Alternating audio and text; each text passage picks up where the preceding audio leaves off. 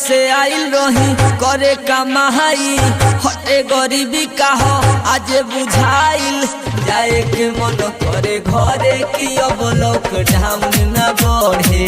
माई हमार फोन करे की अब लॉकडाउन न बढ़े।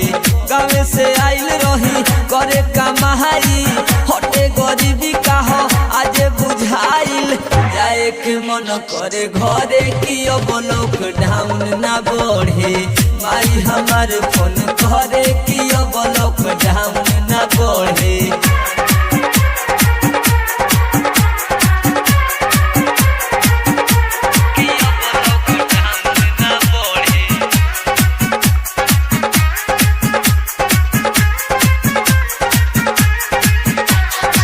बंद भइल कारखाना हो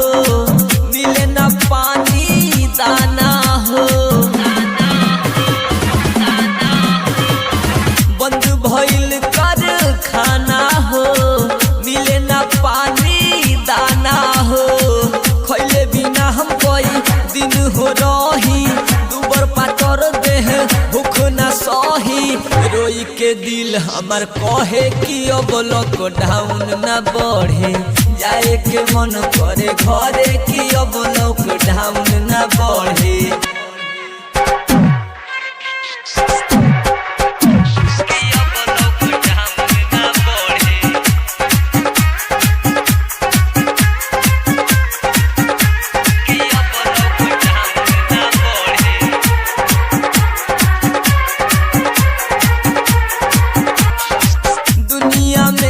बेचारा बा ओकरा शिव के सहारा बा दुनिया में जे बेचारा बा ओकरा शिव के सहारा बा। हे महादेव अब देर ना लगाई खत्म हो जाई देश आके बचाई अखिया से लोर ढरे कि अब लॉकडाउन न बढ़े जाए के मन करे घरे कि अब लॉकडाउन न बढ़े।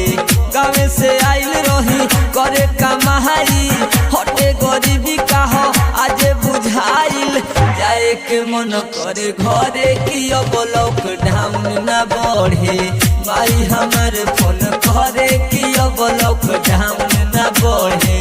जाए के मन करे घरे कि